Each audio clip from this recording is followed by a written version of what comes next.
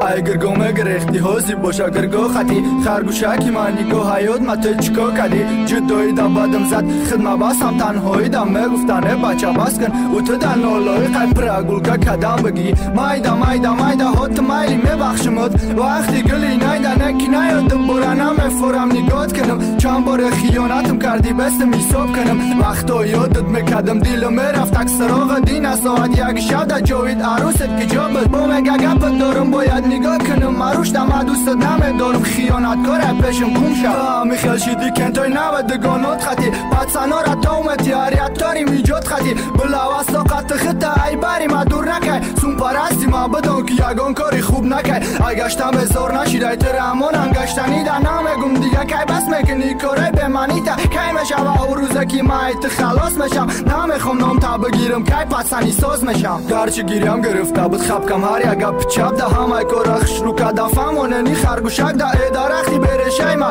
دیگه اصیل نداری عاشقی غم زدن نگو برای که دیل نداری دیگه جاویدانی به پروانس نکو و تلفن تا شکار گرگا ده غلطی دای میقپن میان تا شو امو جده کیفی سر میخزی پخمل ده قبچه اگوارد میارم تا وقت بگن سر که نقص بینی مایت زیاد تایی دیلم بازی چنسته همراز همدردی ما ای جانم بدون هیچ کنسته خدم خدمت دل برداری کده خیزاندم بپا سرم نداد غم داده یاری رفته اینو سزا عشق تو مجبورم کده رشک خشم زیادتر شی دایما دورش کدن اخیر خرگوشکم در بدر شی مرا داده مونده که با حیثیتم بازی کلک عروسی ما بده دیگه کس او را روزی کلک یه روز خونه دا بشی تو که بیننت کوچه دا امروز هم گشته سب دیدم جاویدون خشو چده فقط برای خیانت خوندم غم دردایم معصوم که چای برات نسم نو بخری پرتایم او چای بچم نشیدی مرم نمیشم پدرش تیسایش مونه همده بگی گرزه ای اول سری ویرانی مرا ویران کن بکشم ای درده تا قصرش داده رگم زد خرگوشکم جنگل ده سالونی تایو تردید کسی غوص پولی نخته دالگه نمیره گفته بدمش ما همی بدبخته